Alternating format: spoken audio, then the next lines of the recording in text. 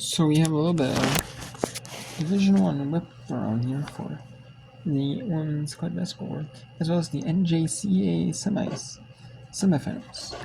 We have two NJCAA games going right today. There's two WBIT semifinals earlier in the day. There's two NCAA Women's Championship games in the Elite Eight, and then we have three women's NIT Grade 8 games, the final three Grade 8 games. Catch you up to date here. On the day we had Texas defeat Tennessee 67-59, USC 67-61 in the Sweet 16, TCU 71-60 over Notre Dame, and UConn 82-59 over Oklahoma. And then in the Sweet 16, also had South Carolina defeat Maryland 76-62, 76-62 UCLA over Ole Miss, Duke 47-38 over North Carolina, and 80-73 over NCAA. I had mentioned the WNIT already. Then we have Duke, number 1 South Carolina, beat number 2 Duke 54-50. UCLA defeated LSU 72-65 and 71-64. Buffalo defeats Rutgers. Rutgers was at home, or on the road. Excuse me. Rutgers on the road at Buffalo. Rutgers at Buffalo. Rutgers is 1-10 on the road this season. A lot of them were in Big Ten play, but still, they lost to Buffalo. Rutgers did. Buffalo's a solid team. But Rutgers being a power conference team, we thought, but no. Buffalo hung tight, especially late. Those tired legs for Rutgers really helped Buffalo get the win. And then the WBIT semifinals, we had semifinal 1. Belmont 66-57 over Villanova at Hinkle Fieldhouse. It was at 2:30 Eastern game. And then we had Minnesota. They defeated Florida 66-52 at Hinkle Fieldhouse. And Florida did not foul late. They had a chance. They needed to start fouling with like 2 minutes to go in the game. They did not foul that, and they ended up not fouling. And then Minnesota ended up just taking some clock. And then in that fourth quarter, with like 4 minutes to go, Minnesota got a lot of key shot offensive rebounds. They started fouling on one possession. They got like key offensive rebounds, and they thought they had a shot clock violation, and they didn't. Got another few more offensive rebounds, but took the time off. But that helped though, taking time off though, even though it wasn't a good execution. They did execute again the offensive rebounds, but they didn't get nothing out. But still, good to take time off the clock at least. And then Florida did not foul with like 2 minutes to go. They did not foul though. I thought they might play the foul game there, but they did not. And Florida ends up falling 66-52. And then we have Illinois State 31-30 over Louisiana Tech with 3:02 to go. And Cleveland State and Purdue forming it's technically not a Horizon League matchup. It's technically not a Horizon League contest. They don't class it as a Horizon League matchup because it's not regular season. But it is a Horizon League matchup though, because it's between two Horizon League teams. Cleveland State 37-33 at the half. Then we have UConn, number 2 seed in the Regional 4 in Spokane, and number 1 seed USC, trying to go to Final Four without Juju Watkins after her injury on Friday in the Sweet 16. It wasn't nothing like dirty play. It was just like a regular basketball play, though. It wasn't nothing like bad at all, So,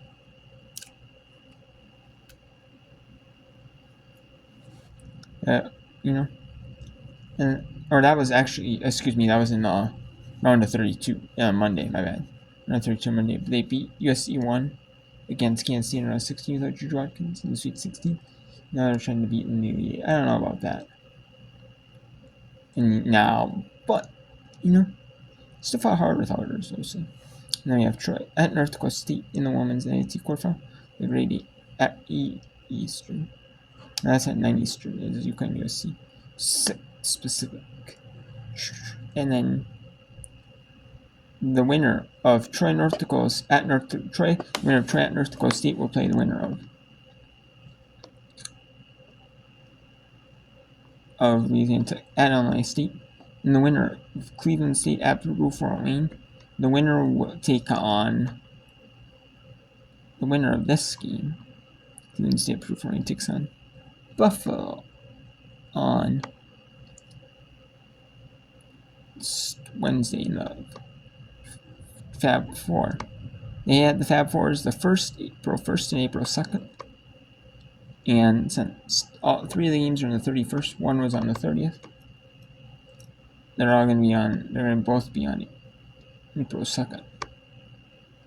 And most likely Cleveland State and Purdue Fort Wayne are going to host both games.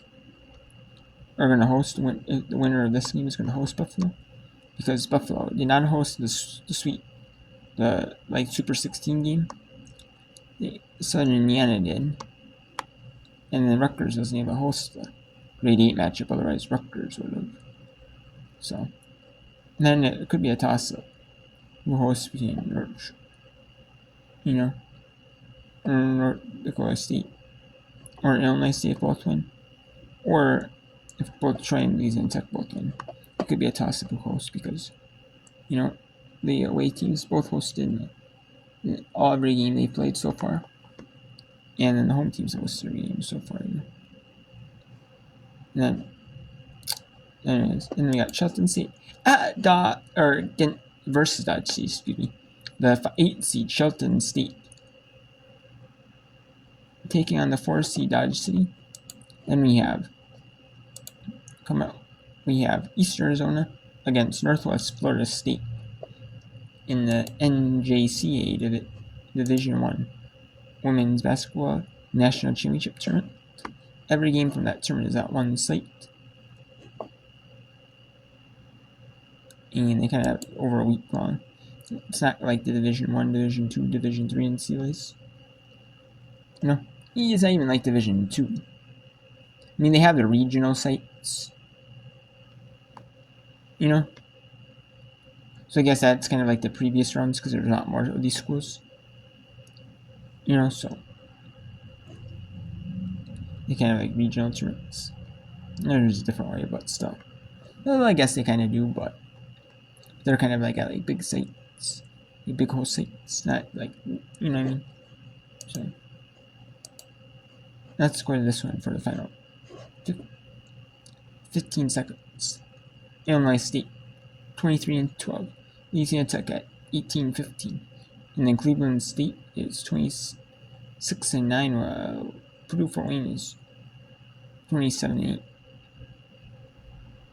And then Shelton State is 30-4, while Dodge City is 31-4.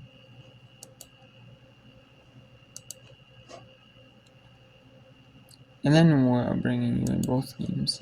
Second game, Easterners of the NJCAA Women's Basketball. Once this game is in, we'll end the whip round for a little bit, because there's only 2 on. And when the NJCAA semifinal, second semifinal is on, the win will have that semifinal on as well. And then the NJCAA Division I National Championship game is on ESPNU tomorrow at 6 Eastern, before the NBA G League playoffs start, because ESPN Plus has a bunch of the G League regular season games. They kind of split it with NBA, like NBAGleague.com.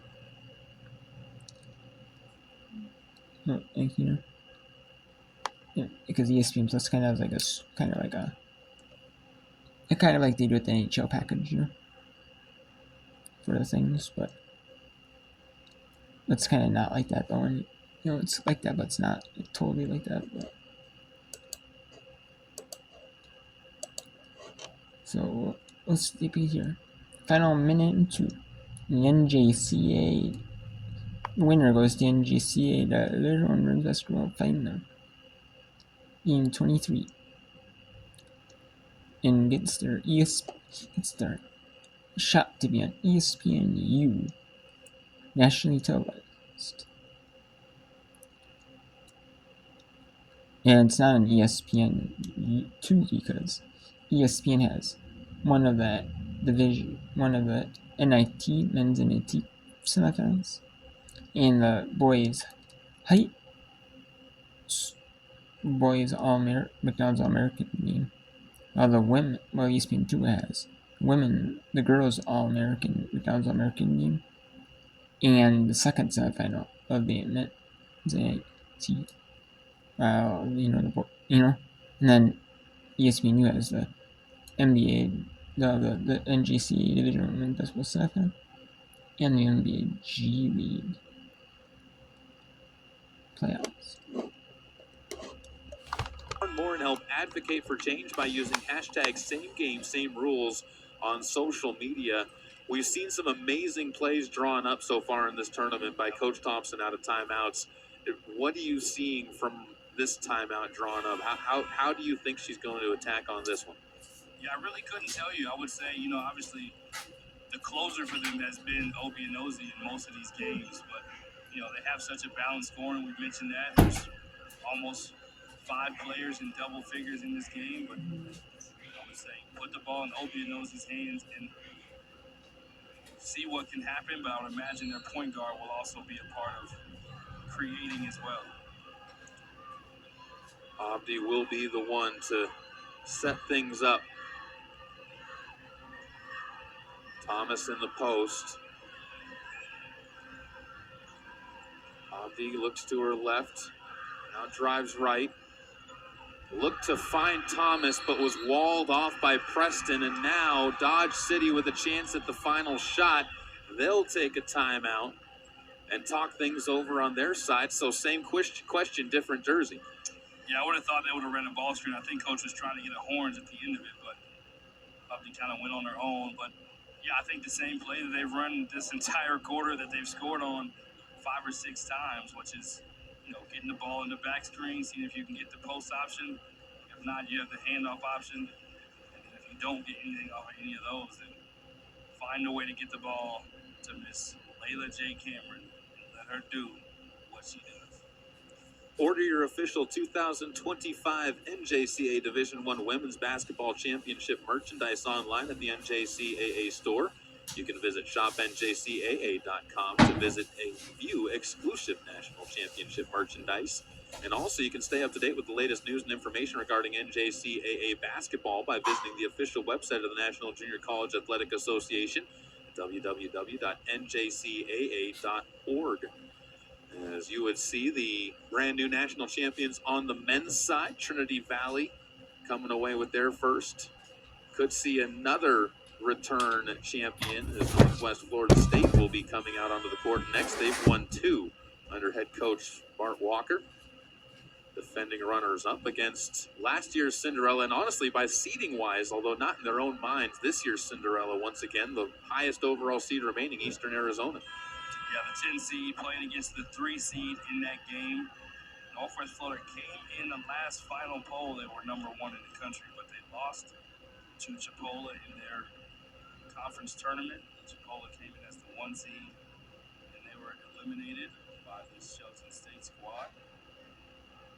Conquistadors advanced past New Mexico. There's 3 on the final poll, and here's the final potential possession. Under 20 to play as Mazziori gets it across the timeline. Hobby giving her no space. Fouls to give if you're Shelton. There is a timeout taken by head coach Landon Steele with 7.8 seconds left to go. You have 2 fouls to give if you're Shelton State. It's a dangerous game, but do you think about using those? I don't think intentionally. You just want to get the stop, and most importantly, secure the rebound or tip the rebound away out of bounds where you can't get an offensive rebound. I think so much for this Conquistadors team is based on their offense and how the sets that they run. Typically, Preston's another playmaker along with Cameron. They have shooting all over the floor, but the ultimate playmaker with the ball in her hands is Miss Cameron. So I would imagine they are going to go something to her or possibly even Mia Jordan. Sideline inbound. They'll load up 4 on the corners of the paint. Looks like they're screening for Cameron here. Jordan rifles it to Shelton State, and a timeout taken by Coach Thompson. As we'll see if they review to check and see if there's more time on the clock. If not, 1.6 seconds is going to be what the Buccaneers have. It'll be a 30-second timeout, and then inbound on the near sideline. And they will check to see if there's going to be more time. I would guess that you'll see a half second or so, maybe a little bit more put up on this clock. Yeah, they were so intentional about running the fade screen for Cameron that the pass was kind of made anticipating she'd be open. But Opie knows he fights over the fade screen, gets the steal, big play. We mentioned she's made some huge plays down the stretch of the field. Shelton State to this position. Thought it would be on offense, but she did it on defense that time. And you're asking me again, who do you go to? You don't have a lot of time, so you're probably going to have to throw something over the top, or maybe you can get a pass from one of your bigs, or you just go straight to Opie Nosey and let her go to work. The officials huddled over, so they sent players back to their benches. As, again, not a whole lot of time to work. They will put a half second back onto the clock. So 2.1 gives you 1, maybe 2 dribbles to try and get a shot off. It is near court, as Obianozi was able to get some forward motion after she got that steal.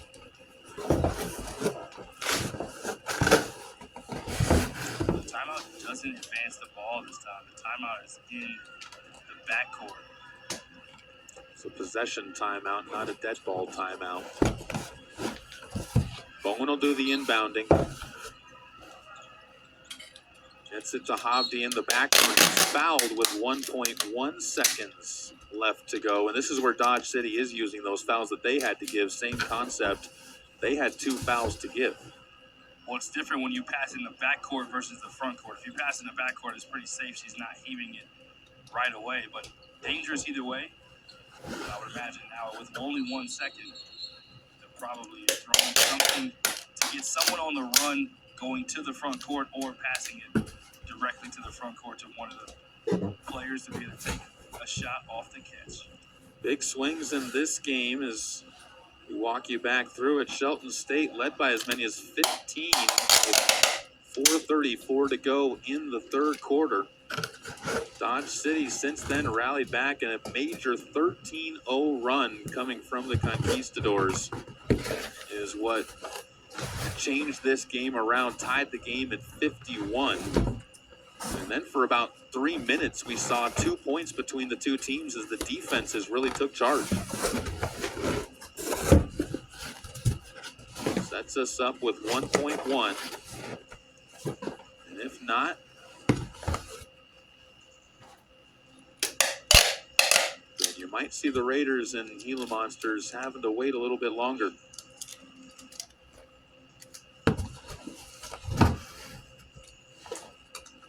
Crowd's been treated to a good one, though, and you had mentioned it coming into the second round. Really, this field left things wide open for games like this type in the tournament. Yeah, I mentioned in the open, either one of these teams not only can win this game, but can advance and win it all. But you got to win this game first in order to get to that. A lot still to happen here and to unfold. I don't think either one of these teams is worrying about dinner reservations tonight or championship action tomorrow. Thompson saying, I was told the ball's going to be on this side, which basically just means I drew up an offense from this side. Our players say, Coach, we got it. We're good. We're going to go to the other side, which is positioning much better with 1 second. And the benefit of that foul does mean they did get to advance the ball up the court. Bone curls, fires, and leaves it short as we have overtime coming up in Casper. 5 minutes to decide who is going to head on. So we have overtime in the NJCA championship. And there is overtime in the NJCAA. So you have Cleveland State at Purdue home. Louisiana Tech at Illinois State. So you can't shoot trade on to go State on it, but the WBA extra or students or the seminar. That's on, so I won't shoot that. But got for the overtime in Shelton State, Dodge City, and then Cleveland State and Purdue Fort Wayne in the grade 8, along with Louisiana Tech and LAC coming back out to for warm-ups and getting it for second half warm-ups and getting ready for half to